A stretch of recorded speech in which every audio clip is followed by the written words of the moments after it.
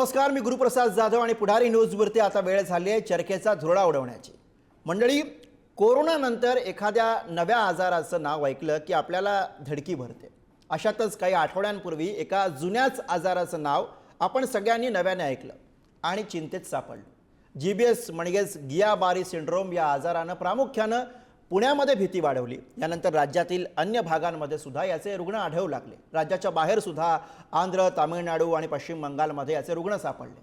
पण सर्वाधिक कहर हा आपल्या महाराष्ट्रामध्ये झाला। राज्यात किमान या आजाराशी संबंधित 17 जणांचा मृत्यू झालाय, तर एकट्या पुण्यामध्ये 9 जणांचा मृत्यू झालाय। अशातच हा आजार नेमका कशाने होतो यावरून टप्प्याटप्प्यावरती वेगवेगळे दावे केले गेले। सुरुवातीला दूषित पाण्याचं कारण दिलं गेलं, मग चिकनचं, आणि मग चिकनमुळे हा आजार पसरत नसल्याचं स्पष्टीकरण आलं, आणि आता कोंबड्यांमुळेच हा आजार पसरतो अशी नवी माहिती दिली जाते। त्यामुळे एकूणच संभ्रम वाढलेला आहे आणि म्हणूनच या प्रश्नावरती आपल्याला बोलावं लागेल की जीबीएस आजार हा नेमका पाण्यामुळे पसरतो की कोंबड्यांमुळे।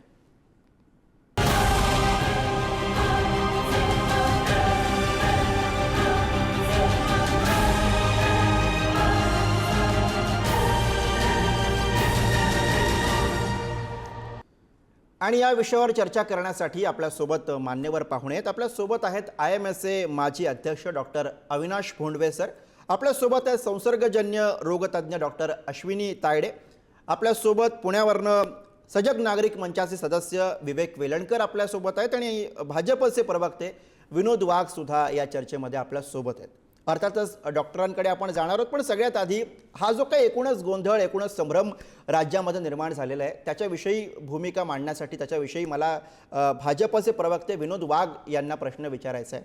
कारण हा आजार नेमका पाण्यामुळे पसरतो की कोंबड्यांमुळे पसरतो ही शंका किंवा हा संभ्रम निर्माण झाला, तो म्हणजे अर्थातच शासनातील सगळ्या नेते मंडळींनी, मंत्र्यांनी केलेल्या विधानांमुळे। असं नाही का वाटत की जर का ही अशी उथळ वक्तव्य करणं, म्हणजे फार त्यात उपमुख्यमंत्र्यांपासून सगळ्यांचा समावेश आहे, जर का टाळता आलं असतं तर असा संभ्रम मुळात निर्माणच झाला नसता। विनोद वाघ।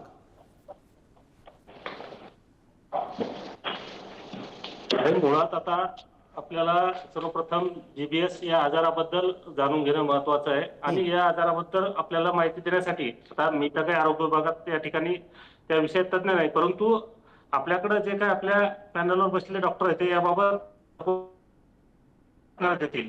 परंतु शासन म्हणून हा आजार कसा रोखता येईल यासाठी काळजी घे आणि त्या पद्धतीने आपलं काम करते आहे। शेवटी जीबीएस हा आजार आपल्याला कसा रोखता येईल यासाठी तुम्ही आम्ही सगळ्यांनी मिळून आपण काम करणं त्या ठिकाणी गरजेचं आहे। डॉक्टर असतील ते शासन प्रयत्न करतायत, नागरिकांना सुद्धा या ठिकाणी काळजी घेणं गरजेचं आहे। अगदी बरोबर आहे, सगळ्यांची भूमिका पार पाडतायत विनोद वाघ, सगळ्यांची भूमिका पार पाडतात। तिथे प्रश्न हा येतो की ज्यांच्याकडे ही सगळी जबाबदारी आहे शासन प्रशासनाची, सगळ्या यंत्रणांची, ती मंडळी जर का अशी उथळ वक्तव्य करत असतील आणि ज्याच्यावरनं संभ्रम निर्माण होत असेल तर मग करायचं काय जनसामान्यांनी?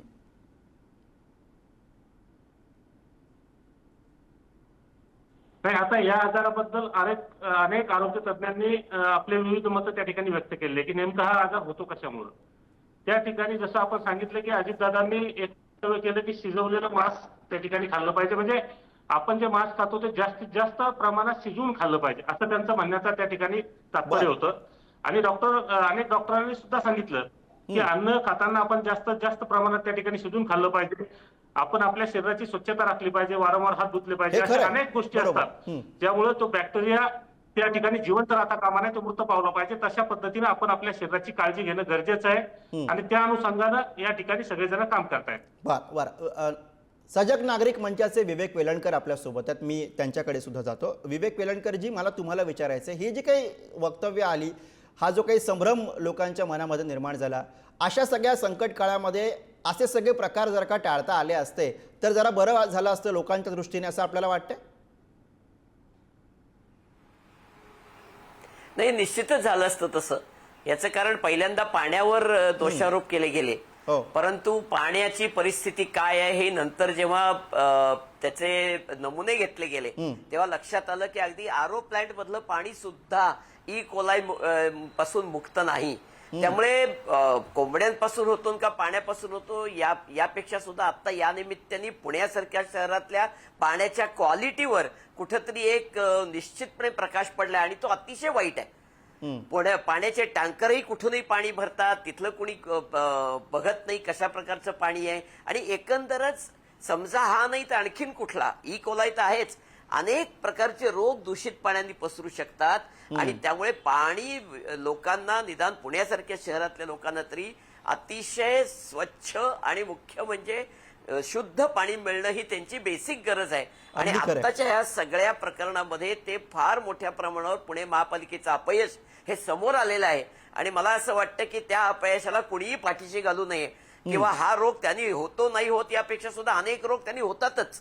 आणि मग हे रोग टाळायचे असतील तर निश्चितपणे पुणे महापालिकेची जबाबदारी खूप मोठी आहे. टँकर माफियांमुळे कुठेही टँकरच्या पाण्यावर कंट्रोल नाही. लोकांना पुरेसं पाणी महापालिका देऊ शकत नसल्यामुळे मोठ्या प्रमाणावर लोक टँकर वापरतायत आणि त्या टँकरच्या माध्यमातून अनेक रोग लोकांपर्यंत पोहोचतायत. ही वस्तुस्थिती नाकारता येणार नाहीये. विवेक, आपण जी वस्तुस्थिती मांडताय विशेषतः पुण्यातली, त्याच्यावरूनच मला आपल्याला हा प्रश्न जाणून बुजून विचारायचा आहे की एकीकडे पालिका आणि प्रशासन यांची जबाबदारी टाळण्यासाठी म्हणून अशा पद्धतीची वक्तव्य आली का? चिकन आणि कोंबडीचे मुद्दे यामध्ये पुढे केले गेले का? नाही, मुळात एक बेसिक लक्षात घेतलं पाहिजे की पालिका आता जबाबदारी झटकूच शकत नाही, कारण इतके रिपोर्ट्स आतापर्यंत आलेले आहेत. अगदी आरओ प्लांट पासून ते वेगवेगळ्या टँकर मधनं केलेले नमुन्यांपर्यंत की सगळीकडे त्याच्यामध्ये दूषित पाणी सापडलेलं आहे. त्यामुळे आता त्यांना कुठेही तोंड लपून पळायला जागा नाही. त्यामुळे आता कितीही म्हटलं कशामुळे होतोय तरी सुद्धा महापालिकेची बेसिक जबाबदारी त्यांना टाळता येणार नाही. या निमित्ताने आता राज्यकर्त्यांनी या महापालिकेनं, आता महापालिकेवर राज्य हे राज्य सरकारचं आहे, इथे कुणीही स्थानिक प्रतिनिधी नाहीत.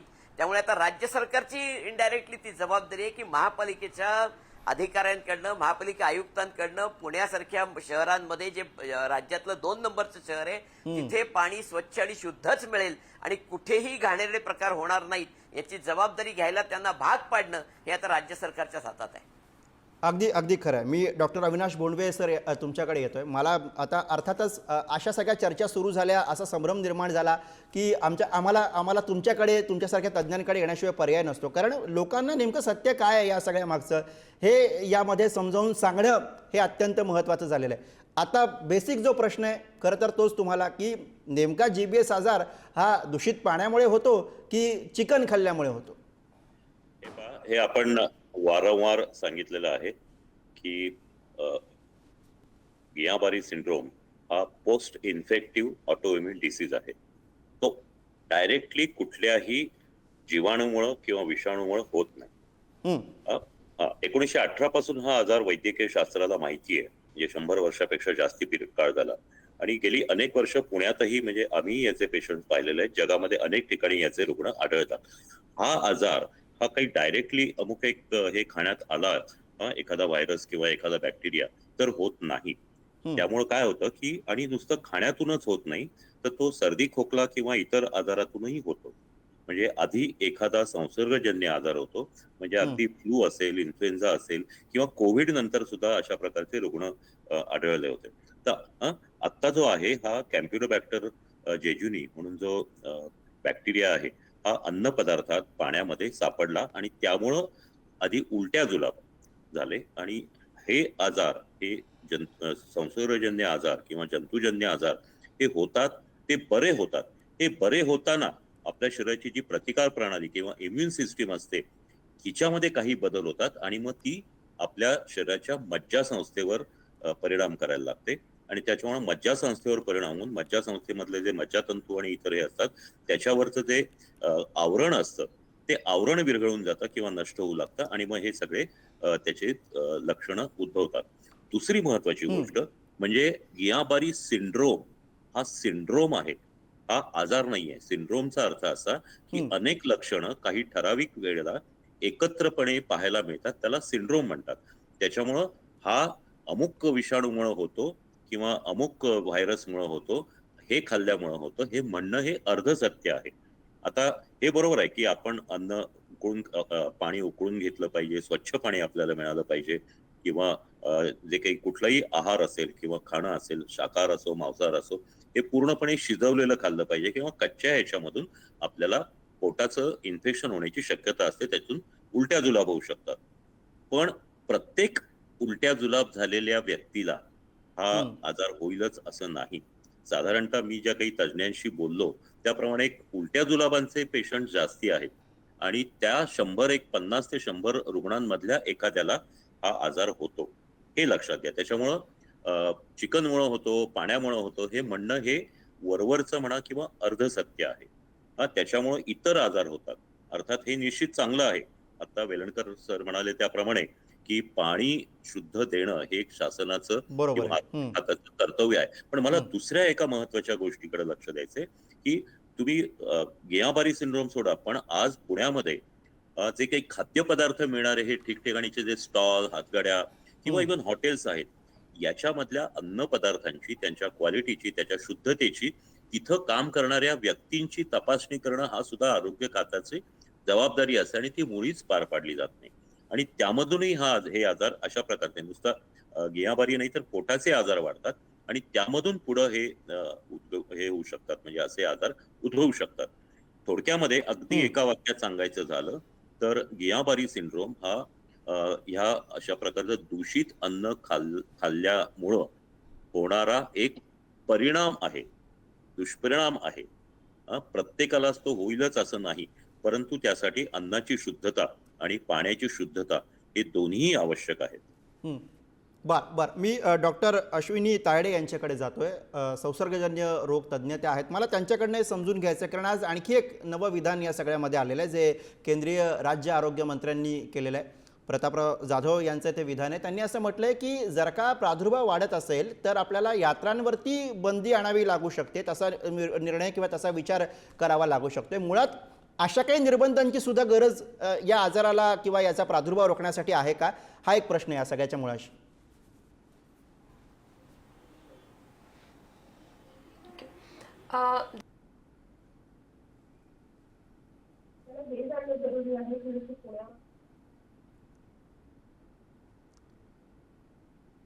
बहुतेक त्यांच्यापर्यंत आवाज पोहोचत नाहीये. मी पुन्हा हाच प्रश्न अविनाश भोंडवे सर तुम्हाला विचारतोय की अर्थातच अशा पद्धतीची निर्बंध आणण्याची काही गरज आहे का? यात्रांमध्ये गर्दीमुळं श्वसनाचे आजार होतात. आता आपण जर पाहिलं तर कुंभमेळा किंवा इव्हन आपल्या इतर यात्रा याच्यामध्ये श्वसन संस्थेचे आणि पोटाचे आजार होतात.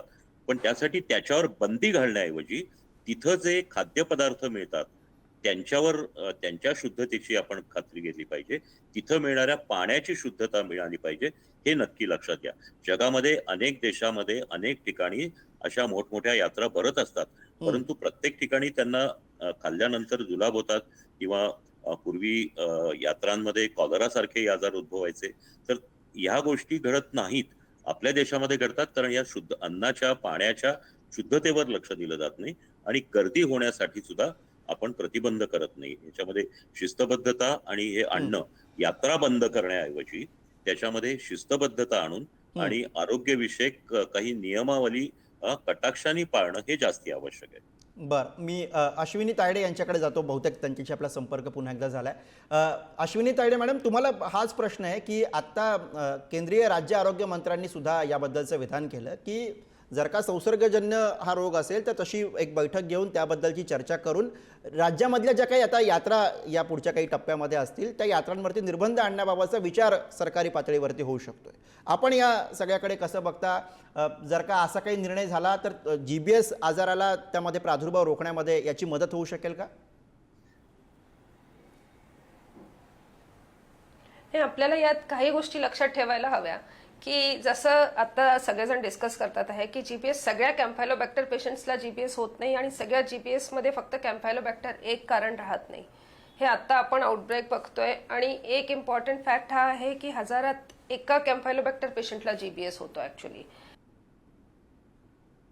आपल्याला नाही दिसतोय सध्या. आपल्याला पुण्याच्या काही एरियामध्ये दिसतोय, नागपूरमध्ये तुम्ही बघाल तर हार्डली काही पेशंट्स आहेत. सो सरसकट एक ब्लँकेट स्टेटमेंट करून आपण असं नाही डिसाईड करू शकत की सगळ्या यात्रांवर बंदी आणायला हवी. आपल्याला त्याचं एपिडेमॉलॉजी बघायला हवं की एक्झॅक्ट कुठल्या एरियामध्ये प्रॉमिनंट आहे, काय कारण आहे. आणि त्यानुसार एकच डिसिजन घेतले तर ते जास्ती फायदेमंद राहतील. सो जसं सर म्हणाले की we will have to have a systematic plan, एक प्रॉपर फुल प्रूफ प्लॅन हवा आणि त्यानुसार वर्कआउट करायला हवं, rather than a blanket statement of banning. बरं, मी भाजपकडे जातो. विनोद वाघ आपल्यासोबत आहेत. विनोद वाघ जी, असा काही विचार सध्या सरकार करते, अशा पद्धतीने निर्बंध वगैरे लादण्याबाबतचा काही विचार आहे? हे आपण सांगितलं, आपल्या माध्यमातून मी ऐकलं आणि काल सन्माननीय प्रतापरावजी जाधव साहेब यांचंही वक्तव्य त्या ठिकाणी ऐकलं.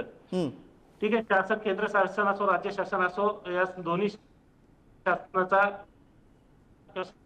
आरोग्याची काळजी घेणं, त्यामुळे जनतेच्या आरोग्याची काळजी घेण्यासाठी ज्या ज्या काही उपाययोजना कराव्या लागतील, मग त्या काही तज्ञांच्या माध्यमातून ज्या काही सूचना त्या ठिकाणी येतात, त्या सूचनाच्या आधारावर शासन त्या ठिकाणी जनतेची काळजी घेत असतं. आणि म्हणून जनतेला त्या ठिकाणी कुठलाही त्रास होऊ नये, त्यांच्या जीविताला कुठल्याही प्रकारचा धोका होऊ नये, यासाठी जी जी प्रकारची काळजी घ्यावी लागते ती काळजी घेण्याचा प्रयत्न शासन करतंय. आता आपण हा आजार कमी होण्यासाठी आपण अनेक तपासण्या त्या ठिकाणी करतोय. तपासणी सेंटर उभारलेत अनेक ठिकाणी.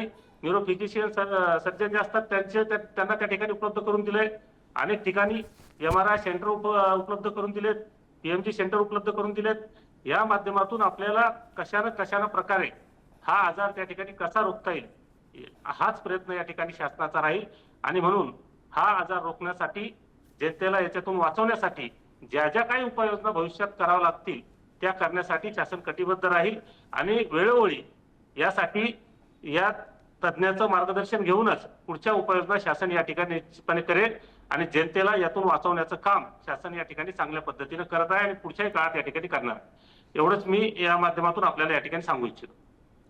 बरं, मी विवेक वेलणकरांकडे जातो. विवेक वेलणकरजी, या सगळ्या चर्चा, हा सगळा संभ्रम आणि हे सगळं बघता असं नाही का वाटत की अगदी 3-4 वर्षापूर्वी कोरोनासारख्या मोठ्या महामारीला आपण सगळे सामोरे गेलो आणि त्याच्यानंतर सुद्धा राज्यकर्त्यांनी, जे कोणी प्रशासनामध्ये आहेत, त्या सगळ्यांनी यातनं जो धडा अपेक्षित घ्यायला हवा होता जनतेच्या कल्याणासाठी म्हणून, नागरिकांच्या कल्याणासाठी म्हणून, तो घेतला गेला नाही आणि त्याचीच ही परिणिती म्हणून या सगळ्या गोष्टी?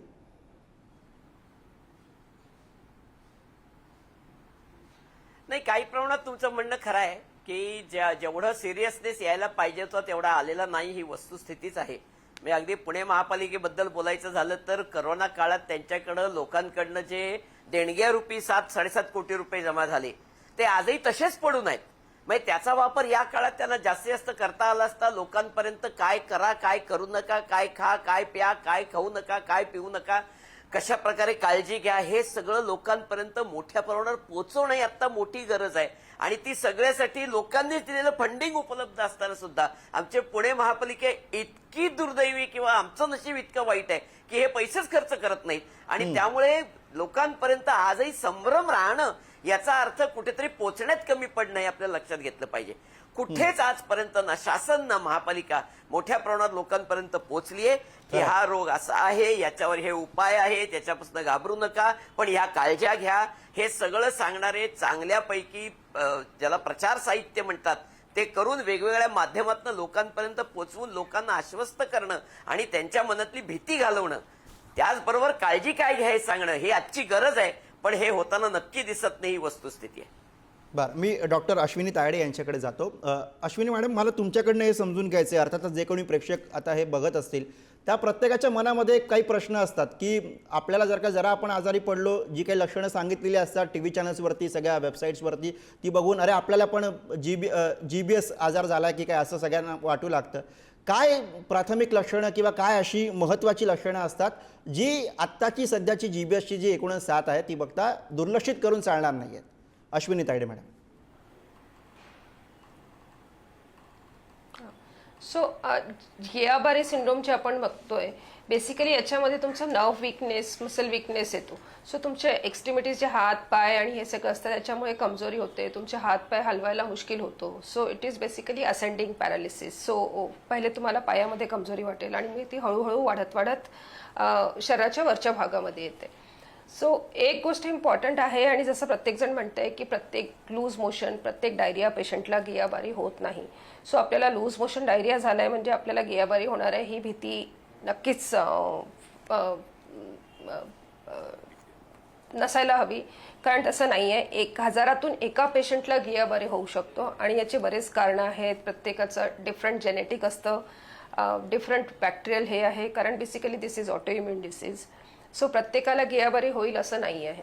आणि अशातलं काही सिम्पटम असेल तर आपण डेफिनेटली डॉक्टरांकडे जाऊन त्याच्याबद्दल वर्कअप करू शकतो. त्याचे काही स्पेसिफिक टेस्ट आहेत, जसं पाठीच्या पाण्याची तपासणी असतात, नर्व कंडक्शन स्टडी आहे आणि NIV पण त्याचे बाकी टेस्टिंग करते आहे. इनफॅक्ट निम्हान्सला ऑटो अँटीबॉडीज जे आपण करतोय त्या पण आपण पाठवतोय. तर ह्या सगळ्या टेस्टिंग जर डाऊट असेल तर आपण करू शकतो आणि त्याच्यावर प्लाझ्माफेरेसिस, IVIG हे सगळे मेडिकेशन्स अवेलेबल आहेत. सो पॅनिक करायची डेफिनेटली गरज नाही आहे, पण जर आपण वेळेत डायग्नोज केलं तर आपण याला बऱ्यापैकी मॅनेज करू शकतो. आणि एक इम्पॉर्टंट गोष्ट पुन्हा मी म्हणून सांगते की गियाबारी फक्त कॅम्फॅलोबॅक्टरमुळे नाही होत, बाकी बरेच कारण आहे. इनफॅक्ट आपण ह्या सगळ्या गोष्टींमध्ये फ्लू, बाकी व्हायरसेस आणि हे विसरतोय की त्या सगळ्यांमुळे पण गियाबारी होऊ बरोबर, या शकते. सगळ्याचा सो एक इम्पॉर्टंट हे आहे की आपल्याला जे हायजीन आपण कोविड मध्ये शिकलो होतो त्या गोष्टी आपल्याला पुन्हा रिइन्फोर्स करून हँड हायजीन, प्रॉपर कुकिंग, बरोबर, हायजीनच्या बाबतीतच्या बेसिक गोष्टी फॉलो केल्या पाहिजे. मी अगदी शेवटचं मिनिट आहे माझ्याकडे, मी अविनाश बोंडवे सरांकडे जातो. अगदी ज्या प्रश्नापासून खरं तर आपण ही चर्चा सुरू केलेली आहे. मग आता हा प्रश्न पडतोय की आता चिकन खावं की खाऊ नये? निर्धास्तपणे खा आणि व्यवस्थित शिजवलेलं मांस खा. तसंही भारतीयांमध्ये किंवा आपल्या आहार पद्धतीमध्ये आपण कच्चं मांस कधीच खात नाही आणि त्याच्यामुळं ही भीती बाळगू नका. तुम्ही चिकन खात असाल किंवा कुठलाही शाकाहार करत असाल तर निश्चित का, फक्त एक लक्षात ठेवा की उघड्यावरचं शिळं अन्न आणि उघड्यावरचं अन्न खाऊ नका. आणि आणखून एक गोष्ट मला सांगायची की सरकारची जबाबदारी जी आहे ती लोकांमध्ये जनजागृती करण्याची आहे. लोकांमध्ये अशा प्रकारचे गैरसमज पसरवणं ही चुकीची गोष्ट आहे, त्याकडे जास्ती लक्ष दिलं गेलं पाहिजे. अगदी अगदी अगदी नेमकं आपण भाष्य केलं. अर्थात शेवटाकडे आपण आहोत. GBS आजाराला प्रशासन आणि राज्यकर्ते गांभीर्याने घेत आहेत का, हा मुळात इथं महत्त्वाचा प्रश्न आहे. कारण ज्या पद्धतीची उथळ वक्तव्य नेत्यांकडनं येत आहेत ती बघता आधीच आजारानं धास्ती घेतलेल्या जनतेमध्ये नवा संभ्रम दिवसागणिक निर्माण होतोय. तेव्हा जी अधिकृत माहिती आहे, जिला काही शास्त्रीय आधार आहे, अशीच माहिती आपल्या तोंडून जनसामान्यांपर्यंत जाईल याची खबरदारी घेण्याची खऱ्या अर्थानं गरज या क्षणाला आहे. आणि या सगळ्या मंडळींकडनं तीच अपेक्षा आपली सगळ्यांची असेल. सगळ्या मान्यवर पाहुण्यांनी आजच्या या चर्चेसाठी वेळ दिला त्याबद्दल सगळ्या पाहुण्यांचा आभार. चर्चेच्या या धुळ्यामध्ये आज आपण इथेच थांबतोय. बघत राहा पुढारी न्यूज.